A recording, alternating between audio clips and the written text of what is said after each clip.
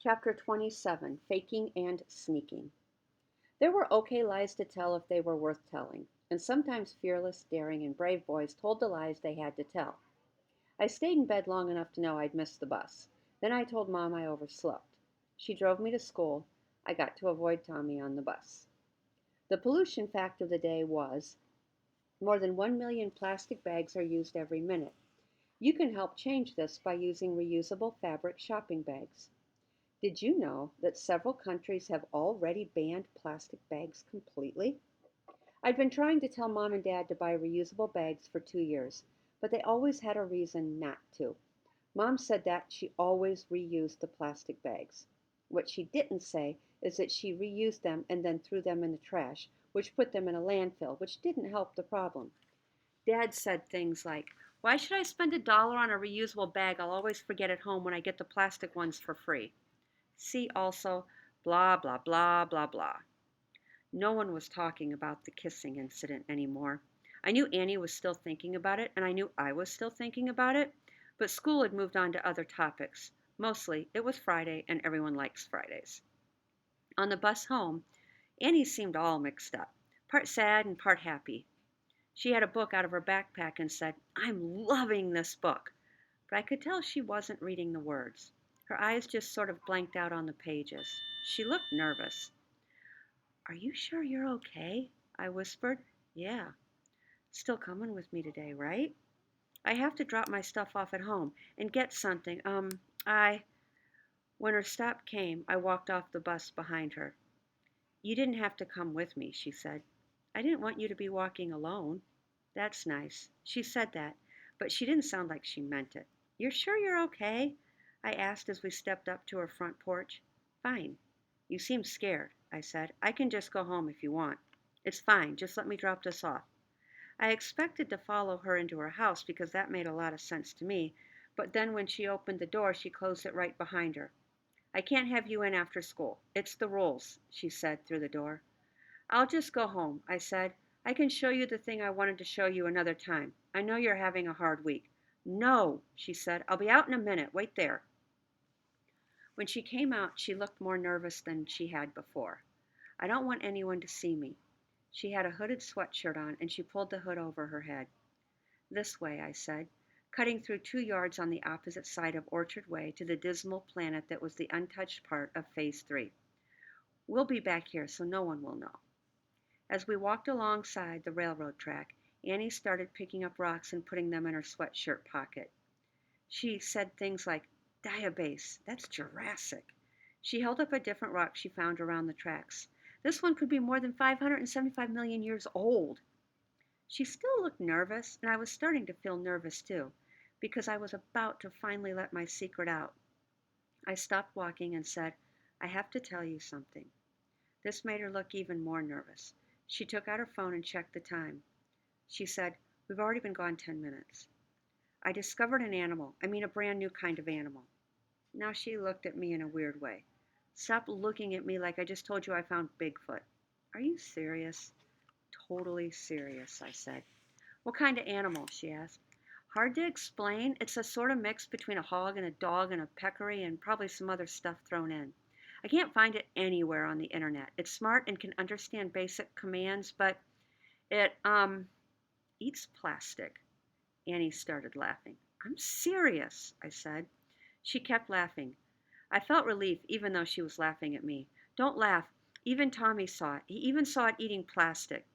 This made her stop laughing. "You're friends with Tommy?" "Nah, he just likes to trespass, and I found him with the animal last weekend. It's real, Annie. I'm not kidding around."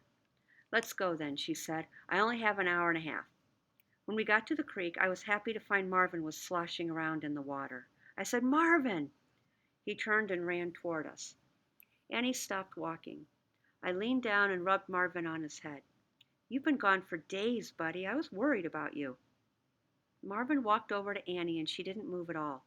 She didn't seem scared, just confused. "Annie, this is Marvin. Marvin, this is Annie," I said. "Marvin," Annie said. "Marvin Gardens, it's a long story." "Can I touch him?" "He doesn't bite." I took out 2 milk caps from my pocket. "Watch your ears, though. This part can get noisy." Annie put her hands over her ears at first and then leaned down to pat Marvin on his head. I get it, Marvin Gardens. Ironic. This is why Annie Bell would always be my friend. In one short minute, she knew what Marvin meant to me. She didn't have a problem touching a slimy, impossible animal. She knew what irony was. Wow, Ob.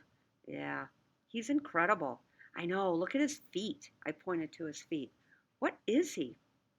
I shrugged. I looked everywhere to figure it out. He doesn't exist. I mean, he does, but he doesn't. Annie kept patting and petting Marvin's head. It made me happier than I thought it would. I thought if I shared him, he wouldn't belong just to me anymore. But now he belonged to both of us, and it made me feel lighter. He stood there kind of purring and clicking at the same time. How long have you known about him? Annie asked. A week or two now. I found him in the creek, but I'm pretty sure his house is down by the river. She looked at him closely and said, I don't know a lot about animals, but I don't think I've ever seen anything like this before. He's brand new. Or maybe he walked here from somewhere else. I don't know. His skin, though, he's like an amphibious mammal or something. I know, I can't tell what sort of mixed up thing he is, but he's ours. Ours. I walked Annie to the creek and Marvin jumped in and splashed around. We sat on the log bridge and watched. You really okay, Annie? I know if that kissing thing happened to me, I'd still be mad, I said. I didn't tell her I'd be scared too, but I would be.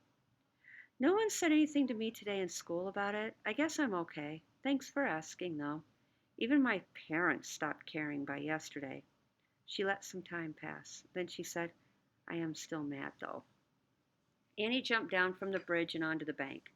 She squatted down and started digging around for rocks. She pulled a few out, washed them in the creek, and put them in her pockets. Marvin watched her do this for a while. I did too. Then Marvin started digging his nose into the creek bed and pulling rocks out for her. She washed them in the creek and put them in her pockets with the other ones.